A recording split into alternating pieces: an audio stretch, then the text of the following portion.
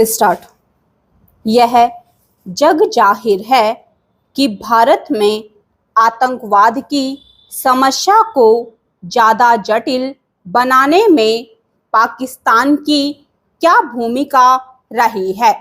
यह भी छिपा नहीं है कि भारत में आतंकी वारदात के लिए जिम्मेदार संगठनों को पाकिस्तान किस स्तर पर शह देता रहा है और इसी वजह से इतने आम लोग पिस रहे हैं। हाल ही में पहलगाम में आतंकी वारदात पाकिस्तान की साजिशों की ही एक कड़ी थी, जिसमें 26 पर्यटकों को जान गंवानी पड़ी। इस आतंकी हमले की जैसी प्रकृति थी, उससे स्वाभाविक ही न केवल भारत में व्यापक दुख और आक्रोश पैदा हुआ, बल्कि दुनिया भर में इस घटना पर चिंता जताई गई।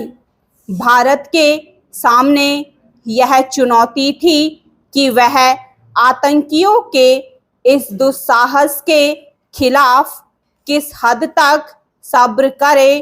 फिर भी भारत ने संयम से काम लिया और बहुत सोच समझकर अपनी प्रतिक्रिया दी। संवाद के जरिए पाकिस्तान को समझाने और आतंकवाद को समर्थन देने से रोकने के लिए भारत ने जितना संभव था वह सब किया, मगर ऐसा लगता है कि पाकिस्तान के लिए शांति और संवाद का रास्ता कोई महत्व नहीं रखता और आतंकवादियों को संरक्षण देना ही वह जरूरी समझता है।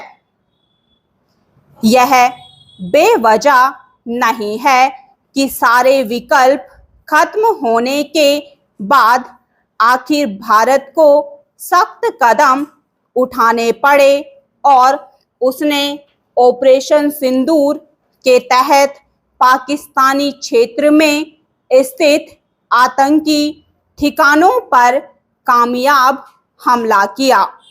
दरअसल पहलगाम में आतंकी हमले के बाद पिछले कई दिन से बिना वजह के सीमा पर पाकिस्तान की ओर से बार बार संघर्ष विराम का उल्लंघन जारी था। ऐसे में भारत के पास जवाब देने के अलावा कोई और विकल्प नहीं बचा था, मगर पाकिस्तान ने आतंकियों के खिलाफ कार्रवाई करने के बजाय जिस तरह भारतीय क्षेत्र में गोलीबारी की, उसमें कई लोगों की जान चली गई। भारत के ठोस जवाब के बावजूद गुरुवार को आई खबर के मुताबिक पाकिस्तान ने ड्रोन और मिसाइलों का उपयोग करके भारत में 15 जगहों पर हमला करने की कोशिश की, जिसे भारत ने पूरी तरह नाकाम कर दिया।